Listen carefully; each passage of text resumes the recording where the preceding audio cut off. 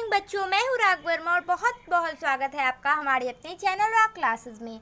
और आज हम पढ़ेंगे क्लास 10th का जो हिंदी है उसके फर्स्ट चैप्टर जाति प्रथा एवं श्रम विभाजन के सारे क्वेश्चन आंसर को। और आप देखो कि मैंने इससे अपने शब्दों में लिखा है, क्योंकि अगर आप किसी भी गाइड से या पासपोर्ट वगैरह से आप लिखते हो ना आंसर, तो वो एग्जामिनर को पता चल जाता है कि ये किस तरह से लिखा हुआ है। और आप देखो कि अगर जिस तरह आप वो मार्केट से ले सकते हो, बहुत सारे बच्चे उसे लिखकर आपकी तरह आंसर लिखेंगे, तो ऐसे में क्या होता है, आपका नंबर ऊपर नीचे हो सकता है। लेकिन अगर आप अपने शब्दों में लिखोगे ना, तो एग्जामिनर को अच्छा भी लगता है और वो मतलब बहुत कम मार्क्स आपका अगर काटना भी होगा तो काटेंगे। तो इसलिए मैंने यहाँ अपने शब्दों में ही आंसर लिख के ये वीडियो मतलब ये जो नोट्स है वो बनाया है ना। तो हम वीडियो स्टार्ट करते फर्स्ट क्वेश्चन से कि लेखक किस बात की विडंबना की बात करते हैं। विडंबना का स्वरूप क्या है। आप देखो कि किस तरह की विडंबना की बात लेखक कर रहे हैं इस चैप्टर में। तो इसके लेखक कौन है, अम्बेडकर।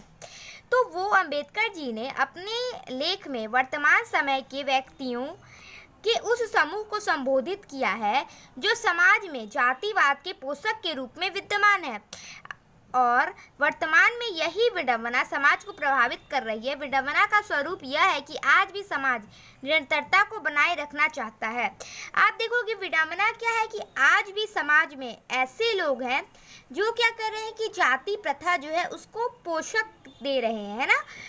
तो ऐसे में क्या होता है ना, आप देखो अगर जाति प्रथा आती है तो लोगों को बांट दिया जाता है उनके कामों के अनुसार। और आप देखो कि ज़रूरी नहीं है कि हर इंसान जो किसी कास्ट से बिलोंग करता है, किसी जाति से बिलोंग करता है, वो उसी के पेशे को करना चाहेगा। आप देखो अगर सोनार है तो ज़रूरी नहीं है कि वो सोने की दुकान में ही काम करे या सोने का दुकान ही करे। उसी तरह आप बहुत सारी जातियों को देख लो, तो ऐसे में क्या होता है, उनकी रुचियाँ कम हो जाती है चीज़ों में। इसलिए क्या है कि ये सबसे बड़ी विडंबना है। क्या है कि समाज में जातिवाद के पोषक के रूप में आज भी लोग विद्यमान हैं, और वर्तमान में यही विडंबना, यही ऐसे नहीं लिखाता है, देखो यही ऐसे होगा, ठीक है। तो यही विडंबना क्या है कि प्रभावित कर रही है। विडंबना का स्वरूप यह है कि आज भी समाज निरंतरता को बनाए रखना चाहता है, और ये जो निरंतरता है इसे समाज बनाए रखना चाहता है। हमें क्या करना चाहिए, इसे खत्म करना चाहिए, क्योंकि ये सही नहीं है। फिर हम देखते हैं सेकंड क्वेश्चन को कि जातिवाद के पोषक उसके पक्ष में क्या तर्क देते हैं।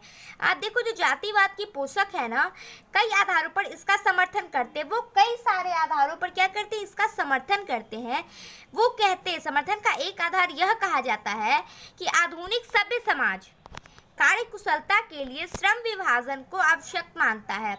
क्या है कि आधुनिक जो सभ्य समाज है ना, जो आप देखो कि ऊंची जाति के लोग हैं, वो कार्य कुशलता के लिए श्रम विभाजन को ही आवश्यक मानते हैं। उन्हें लगता है क्या कि जो जिस जाति से बिलोंग करता है, अगर कोई सुनार की जाति से बिलोंग करता है तो वो अच्छे आभूषण बनाएगा।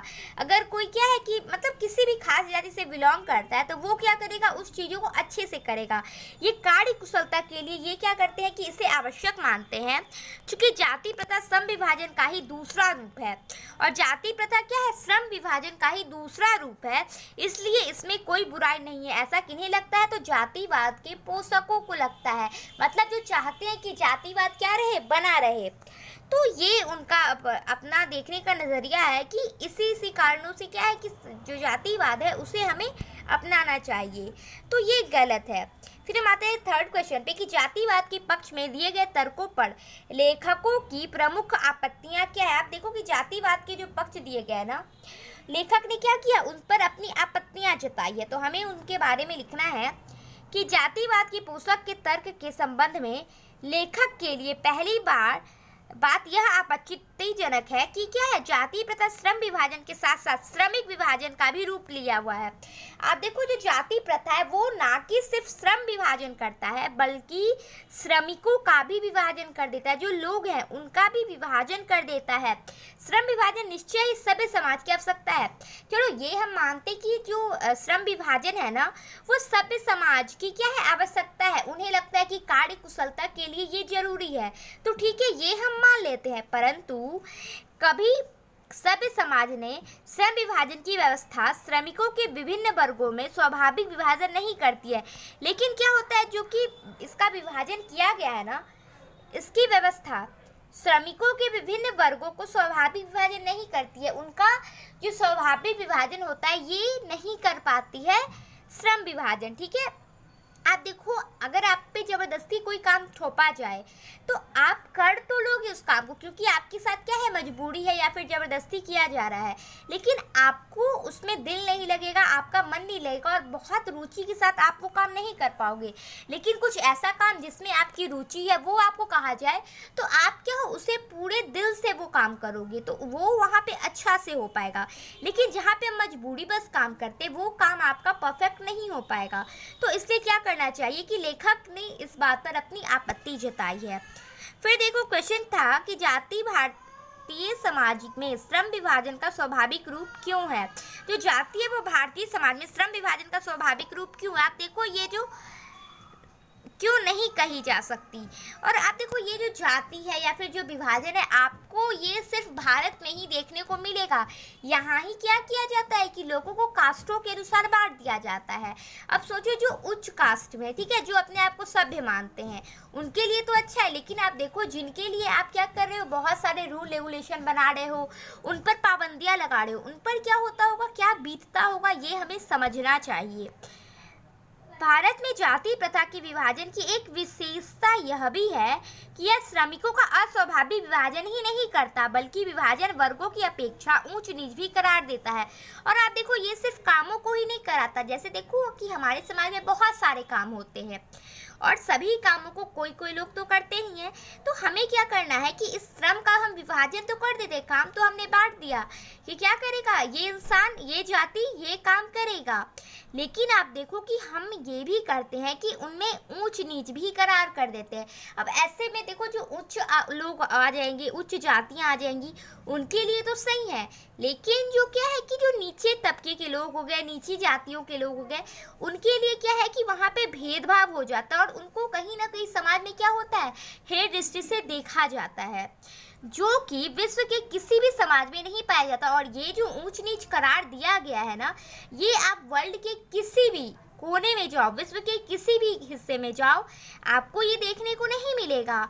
और यदि जाति प्रथा का श्रम विभाजन मान लिया जाए तो यह स्वाभाविक विभाजन नहीं है। और अगर हम मान भी लिए कि ये क्या है कि हम इसे मान लें कि ये श्रम विभाजन है, जाति प्रथा, फिर भी ये आप देखो एक स्वाभाविक विभाजन नहीं है, क्योंकि यह मनुष्य की रुचि पर आधारित है।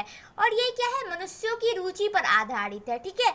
अब आप सोचो कि जो क्या रहेगा कि सोनार का बेटा है, अगर उसको मन नहीं है कि वो सोनार का दुकान करे, है ना, जो और जाति के लोग हैं उनको मन नहीं कि वो अपने पेशे से जुड़े हुए कामों को ही करे, लेकिन क्या है कि उनके पास ये ऑप्शन ही नहीं रहता कि वो दूसरे काम को कर पाए, उन्हें ये काम बिना रुचि के भी करना ही पड़ता है।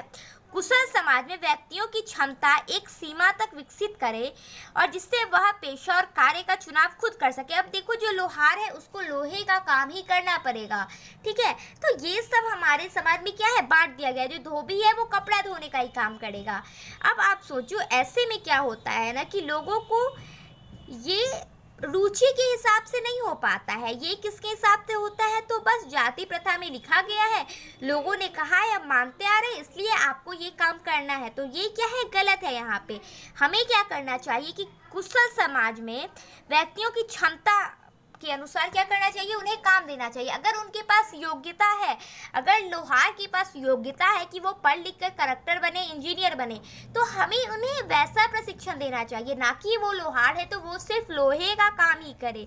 तो ये क्या है कि हम अगर ऐसे कोई बाउंडेशन डाल देते हैं ना, तो अपने पेशा या कार्य का चुनाव वो नहीं कर पाते खुद, और उन पर क्या होता है, एक बोझ की तरह बना दिया जाता है। तो ये गलत हो जाता है। हमें क्या करना चाहिए, काम को चुनने की आज़ादी हर इंसान को देनी चाहिए। ऐसे क्या होगा, वो कोई भी काम मन से करेंगे, दिल से करेंगे।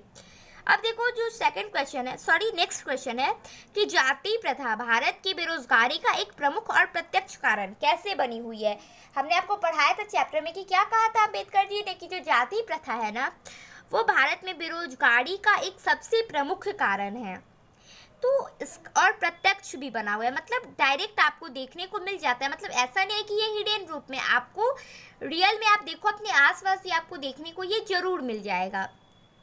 तो देखो, प्रस्तुत लेख में लेखक इस बात पर जोर देते हैं कि हिंदू धर्म में जाति प्रथा किसी भी व्यक्ति को ऐसा पैसा चुनने की अनुमति नहीं देती जो उसका पैतृक पेशा नहीं हो। अब देखो हिंदू धर्म में क्या होता है कि कोई भी इंसान को ऐसी अनुमति नहीं दी जाती कि वो क्या करे, अपने पैतृक पेशा से हटकर कोई काम करे। मतलब क्या है कि जो उनके खानदान करते आ रहे हैं, उनके जाति करते आ रहे हैं, उनके पापा जो काम किए, बेटा को भी क्या करना होगा, वही काम करना ही पड़ेगा, उसके पास कोई ऑप्शन नहीं है, भले ही वह उस पेशे में परंपरागत हो। इस प्रकार पेशा परिवर्तन की अनुमति देकर जाती, ठीक है। मतलब क्या है कि भले ही क्या हो कि वह पेशे में परंपरागत हो या फिर नहीं हो, उसकी रुचि हो या फिर नहीं हो, वो करना चाहता हो या फिर नहीं चाहता हो, फिर भी उसे ये काम करना ही पड़ता है। इस प्रकार यहाँ पे पैराग्राफ चेंज करके लिख लेना, ठीक है। इस प्रकार के बाद कि इस प्रकार पेशा परिवर्तन की अनुमति देकर जाति प्रथा क्या करता है, बेरोजगारी का प्रमुख और प्रत्यक्ष कारण बना हुआ है। और आप देखो अगर किसी को वो काम करने की मन नहीं होगी, है ना, आप अगर जबरदस्ती वो काम करोगे तो वो इंसान कहीं ना कहीं क्या होगा कि उसका दिल टूट जाएगा, वो दुखी हो जाएगा, और अगर वो काम करे भी तो मन से नहीं करेगा, और नहीं तो क्या होगा, बहुत इंसान वो काम करना ही नहीं चाहते। ऐसे में क्या होगा, बेरोजगारी बढ़ेगी।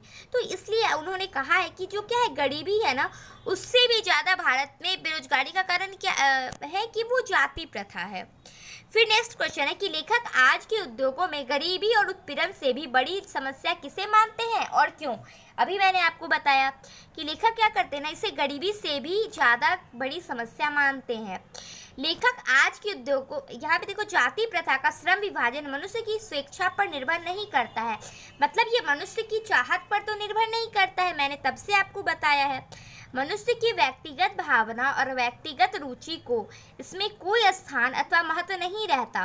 और इसमें क्या है कि इंसान की जो भी भावना है या फिर जो भी उसकी व्यक्तिगत पसंद है, रुचि है, इसकी कोई जगह, इसकी कोई स्थान या फिर कोई महत्व नहीं रहता है, ठीक है। इस आधार पर हमें भी यह स्वीकार करना पड़ेगा कि आज के उद्योगों में गरीबी और उत्पीड़न इतनी बड़ी समस्या नहीं है, क्या है, जितनी बड़ी जाति प्रथा है, ठीक है। तो ये हमारा नेक्स्ट क्वेश्चन था, आपको अच्छे से समझ में आ गया, सॉरी लास्ट क्वेश्चन था, ठीक है। तो यही कारण है कि क्या है कि जो गरीबी है और जो उत्पीड़न की समस्या है, ये उतनी बड़ी समस्या नहीं है जितनी बड़ी समस्या क्या है कि जो हम श्रम विभाजन कर दे रहे हैं वो है। और क्यों, आप देखो कि ये क्या करती है, उनकी रुचि का ख्याल नहीं रखती, उनकी चाहत का ख्याल नहीं रखती। तो आप देखो ये सारे चैप्टर से एक ही बात निकलती कि क्या है, जाति प्रथा गलत है, वो भारत में देखने को मिलती है, और ये लोगों पर जबरदस्ती काम थोपने का एक बहाना होता है। तो हमें इसे नहीं मानना चाहिए। यहाँ पे हम अपना वीडियो रहने देते हैं। अगर आपको वीडियो अच्छा लगा तो लाइक कर देना और अपने दोस्तों के साथ शेयर कर देना। Bye bye.